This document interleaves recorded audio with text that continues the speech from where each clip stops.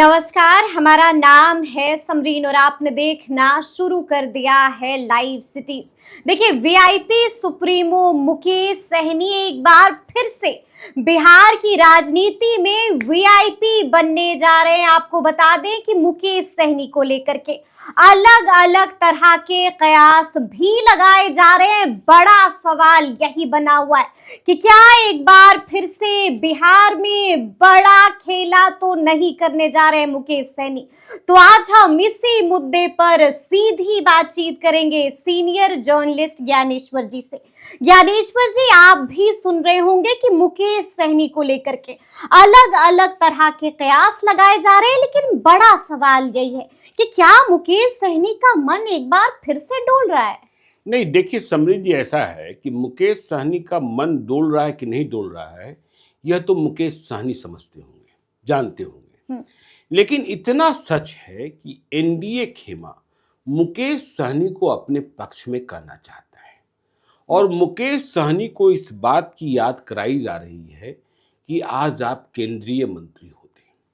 अच्छा, ठीक है ना, आज आप केंद्रीय मंत्री होते, राजभूषण चौधरी निषाद नहीं होते जो आपकी ही पाठशाला के छात्र रहे। बिल्कुल। और यह भी बताया जा रहा है कि 2025 के बिहार विधानसभा चुनाव का परिदृश्य क्या है। नीतीश कुमार के खिलाफ, नीतीश कुमार के नेतृत्व के खिलाफ तेजस्वी यादव कितना लड़ पाएंगे। देखिए, आज मुकेश सहनी इंडिया ब्लॉक में ही है। बिल्कुल। और तेजस्वी यादव उन्हें बड़े भाई की संज्ञा देते हैं। यह भी उन्होंने कहा था कि इन्हें बड़ा अवसर प्रदान करने जा रहे हैं। और मुकेश सहनी स्वयं कहते हैं कि देखिए, डिप्टी सीएम, ठीक है ना, कई बार मंचों से जिक्र किया है। तो यह तेजस्वी यादव पर निर्भर करता है कि वह मुकेश सहनी को अपने साथ रख पाते हैं कि नहीं रख पाते हैं। तो अब तेजस्वी यादव को समय रहते फैसला करना होगा। क्या फैसला करना होगा कि भाई मुकेश सहनी को आप कितनी सीटें देंगे।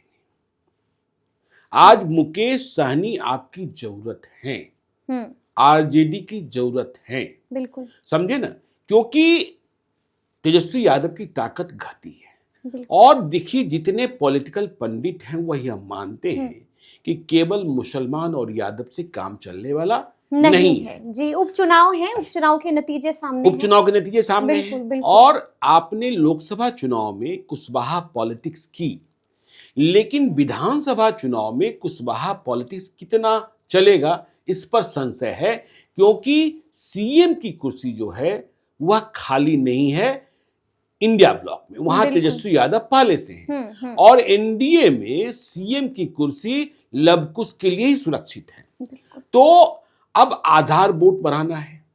तो मल्ला, देखिए एक बात और समझिए कि जिन जातियों ने सत्ता का सुख प्राप्त कर लिया है, बिल्कुल जी, उस जाति में कई स्थानीय नेता पैदा हो गए और इसका परिणाम यह निकल रहा है कि पटना से आदेश चला, पटना से टिकट मिला, उसके ही पक्ष में जो जाति सत्ता सुख भोग चुकी खड़ी हो जाए, इस बात की गारंटी नहीं है। रामगढ़ में आपने देखा, यादव हो गए बसपा के साथ। बिल्कुल जी। आपने बेलागंज में देखा कि यादव भी विभाजित हो गए, मुसलमान भी विभाजित हो गए। ठीक है, मनोरमा देवी के साथ मनोरमा देवी के साथ हो गए, प्रशांत किशोर के साथ चले गए कुछ मुसलमान। आपने पूर्णिया में देखा कि पप्पू यादव के साथ मुसलमान और यादव चले गए। शंकर सिंह, हाँ, रुपौली में आपने देखा कि मुसलमान चले गए।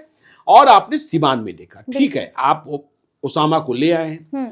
तो सत्ता प्राप्त कर चुकी जातियां, सत्ता सुख भोग चुकी जातियां, चूंकि लालू यादव ने ही सामाजिक और राजनीतिक जुबान और ताकत दी, अब वह यह चाहती है कि सिर्फ एक नंबर के कहने से हम नहीं चलेंगे। अभी आप देख रहे हैं ना कि नवादा में अशोक यादव, राजवल्लभ यादव के भतीजे किधर चले गए, जेडीयू की ओर चले गए। तो सत्ता सुख, विभा देवी को लेकर भी कई तरह की चर्चाएं हो रही हैं, और भी कई नेताओं को लेकर। तो सत्ता सुख भोग चुकी जातियों में कई नेता खड़े हो गए और उनका आधार बन गया। लेकिन जिन्हें सत्ता में हिस्सेदारी नहीं मिली है, उस जाति में अब भी अपनी जाति के नंबर 1 लीडर के प्रति निष्ठा है। देखिए, मुकेश सहनी मल्लाह के सबसे बड़े नेता हैं, इसमें कोई शक नहीं है जी। चाहे आपने हरी सहनी को आगे किया, पंक्चर हो गए, बिल्कुल हो गए, ठीक है ना? बिल्कुल हो गए। चाहे आपने राजभूषण चौधरी निषाद को, देखिए आप कहिएगा कि चुनाव नहीं जीते, चुनाव से नेता, देखिए यदि आप कहेंगे ना लवकुश के सबसे बड़े नेता कौन, नीतीश कुमार, कुशवाहा के सबसे बड़े नेता कौन, उपेंद्र कुशवाहा, सम्राट चौधरी, उमेश यादवों, हाँ उमेश कुशवाहा, जी, जी। यादवों के सबसे बड़े नेता कौन, लालू यादव, हाँ लालू यादव, तेजस्वी यादव, जी, जी, तो जी। ठीक है। तो अभी मल्लाह ने सत्ता सुख, जिस डिप्टी सीएम की बात हो रही है, सीएम की बात हो रही है, राजभूषण चौधरी निषाद समीकरण में चुनाव जीत गए, वो दूसरी बात है, केंद्र में मंत्री बन गए। लेकिन यदि आप किसी मल्लाह बस्ती में जाकर यदि आप लोगों से बात कीजिएगा तो वे कहेंगे कि हमारा नेता मुकेश सहनी है, मुकेश सहनी है। तो मुकेश सहनी को आपको कितनी सीटें देनी है यह क्लियर हो जाना चाहिए, बिल्कुल, क्योंकि मुकेश सहनी ने उम्मीदवारों के चयन का काम शुरू कर दिया है। अच्छा, चयन का काम अभी से ही मुकेश सहनी ने शुरू कर दिया है। यदि तेजस्वी यादव कर रहे हैं जी। तेजस्वी यादव ने आज यात्रा शुरू की है, मुकेश सहनी ने तो गंगा जल यात्रा, बिल्कुल, हाँ कब शुरू की थी, हाँ हाँ, बिल्कुल, जी, जी। तो यात्रा 1 भी हो गई, यात्रा 2 भी शुरू, हाँ यात्रा 2 भी शुरू हो गई। अब तो ये है कि सत्ता पाओ अधिकार पाओ, इस तरीके की कुछ यात्रा भी चल रही है। तो आपको यह तय करना हो कितनी सीटें देंगे और कौन कौन सी सीटें देंगे, कौन कौन सी सीटें देंगे। और देखिए मुकेश सहनी ने इस बात को भी समझा है कि हमारी राजनीति केवल मल्लाह से नहीं चलेगी, हमें अपनी ताकत बढ़ानी है और ताकत बढ़ाने के लिए वह तमाम कोशिशें भी कर रहे हैं। देखिए जीत हार अपनी जगह, जब उन्हें लोकसभा में 3 सीटें मिली तो आपने देखा कि उन्होंने मधुबनी, उन्होंने झंझारपुर से सुमन महासेठ को प्रत्याशी बनाया, जी, जी, जी। उन्होंने मोतिहारी से राजेश कुशवाहा को प्रत्याशी बनाया और उन्होंने गोपालगंज, चूंकि रिजर्व सीट था वहां एक दलित को, तो वे अपना आधार वोट बढ़ाना चाह रहे हैं और यह भी समझ रहे हैं कि मल्लाह का दुश्मन कौन, दोस्त कौन, इसको भी समझ रहे हैं। तो देखिए अब एक और बड़े चेहरे को वे पार्टी में शामिल करा रहे हैं, बड़ा चेहरा संजीव मिश्रा जी। संजीव मिश्रा की पहचान देखिए, यदि आप सीमांचल में चलेंगे, आप बात कर लीजिए पूर्णिया की, सुपौल की, सहरसा की, कटिहार की, तो सभी के सभी संजीव मिश्रा को जानते हैं। वे बड़े बिल्डर हैं, उस इलाके के सबसे बड़े बिल्डर हैं और बिल्डर के अलावा उनकी एक छवि सोशल सर्विस को लेकर रही है। जाति से ब्राह्मण है, छातापुर से आते हैं और छातापुर उस इलाके में उन्होंने जितना काम किया है, देखिए सरकार ही उतना काम कर सकती है। अच्छा, स्कूल बनाना, हॉस्पिटल बनाना और अपने गांव के लिए और इसके लिए वह काम लगातार करते रहते हैं। और छातापुर एक ऐसी सीट है जो अब तक बीजेपी के कब्जे में, नीरज कुमार बबलू, वहां राजपूत जाति की संख्या भले कम हो लेकिन दबदबा, और वहां देखिए यदि मुसलमान, यादव और मल्लाह एक हो जाते हैं तो फिर तो देखिए मुकेश सहनी ने इस बात को समझा है कि हमें अपना आधार, हमें अपनी ताकत, देखिए आपको पता होगा कि दिल्ली पुलिस के ज्वाइंट पुलिस कमिश्नर रहे हैं बीके सिंह, बिल्कुल, उन्हें भी अपने साथ जोड़ा।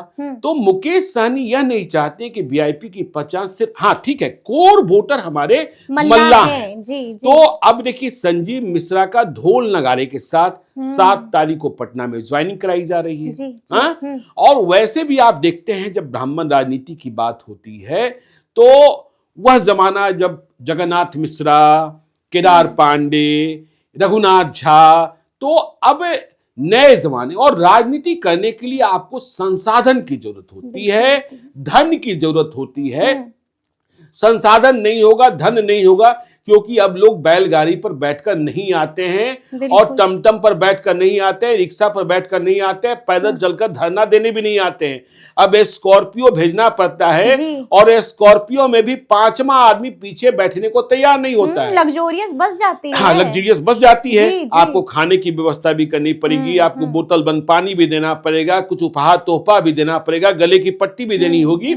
तो मुकेश सहनी ने समझ लिया है कि हमारी जाति में तरफ है कि हमारा नेता आगे बढ़े, और हमारा नेता का मतलब मुकेश सहनी होता है। तो मुकेश सहनी यह जोड़ रहे हैं कि किन किन विधानसभा क्षेत्रों में, देखिए मुकेश सहनी अपनी आईटी टीम पर बहुत एनर्जी खर्च करते हैं, बहुत एनर्जी बहुत एनर्जी खर्च करते हैं। डाटा क्रंचिंग का काम भी चलता है। हम्म। मुकेश सहनी ने मल्लाह के क्षेत्रों की पहचान तो कर ली है जी। और यदि वह इंडिया ब्लॉक, देखिए यदि वह एनडीए की ओर चले जाते हैं, जो एनडीए कोशिश कर रही है कि मेरी ओर चले आए, बिल्कुल, तो सत्ता सुख तुरंत प्राप्त कर सकते हैं, क्योंकि यह लगता है कि एनडीए का पलड़ा जिस तरीके से देश में चुनाव हो रहे हैं और सरकार के पक्ष में प्रो इनकम्बेंसी, क्योंकि सरकार के पास देने को बहुत कुछ होता है। और नीतीश कुमार के बारे में तो कहा ही जाता है कि उन्होंने पूरे देश में एक महिला कंस्टिट्यूंसी डेवलप कर ली। महिलाएं मतलब जात और बंधन से इतर महिलाएं नीतीश कुमार को पसंद करती हैं। लेकिन मुकेश सहनी की पार्टी में आप किसी मछली बेचने वाली महिला से बात कर लीजिए, ठीक है ना, वह अपना नेता मुकेश सहनी को बताएगी।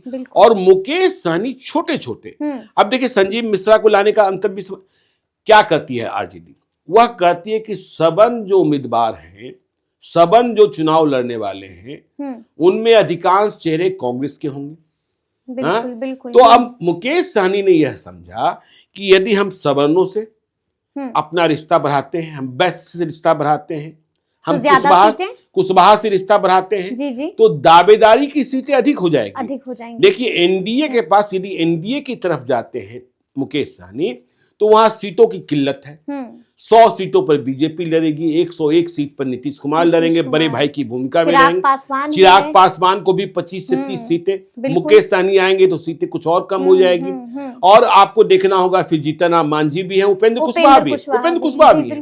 तो मुकेश सहनी को लाने के लिए, और मुकेश सहनी के रिश्ते बीजेपी के तमाम बड़े नेताओं से, हमें वह दिन भी याद है कि मौर्य होटल में क्या हुआ था।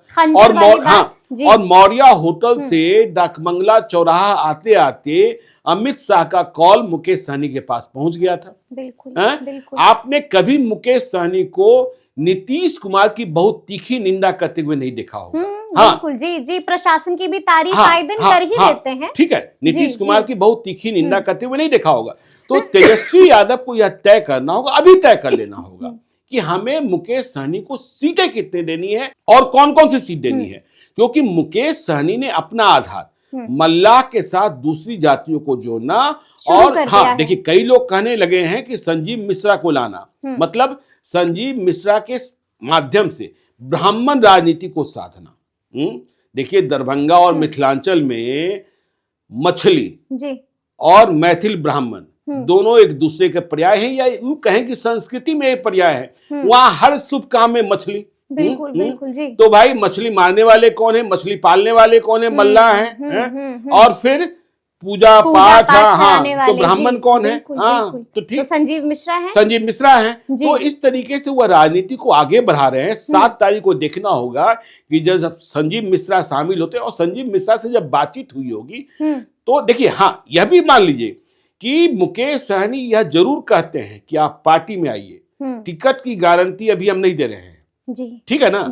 लेकिन चुनाव लड़ने की इच्छा हर व्यक्ति को होती है, इसलिए मुकेश सहनी को इंडिया ब्लॉक में रखना है, क्योंकि मांग उधर से भी है। बिहार में कई नेता हैं, कहाँ हाथों हाथ लेने को तैयार हैं। बिहार में कई नेता हैं, कितनों की मांग होती है, मुकेश सहनी की मांग जारी है। तो अभी से ही, क्योंकि देखिए आप यात्रा कर रहे हैं, आप उम्मीदवार तय कर रहे हैं, आप क्षेत्र देख रहे हैं, तो मुकेश सहनी को भी तो पता हो। बिल्कुल जी। कांग्रेस के पास तो ठीक है, एक पता है कि भाई हम इतनी सीटों पर लड़े थे, अब इसमें से कुछ अधिक हो सकते हैं, कुछ कम हो सकते हैं, कम की संभावना ही अधिक है, और इन क्षेत्रों में हमारे ये उम्मीदवार हो सकते हैं। लेकिन मुकेश सहनी को बताना होगा, तेजस्वी यादव जल्द बता दे। अगर नहीं बताते हैं तो फिर नुकसान झेलना भी पड़ सकता है। तो फिर ये पूरी बातचीत आपको कैसी लगी है, कमेंट करके हमें जरूर बताइएगा।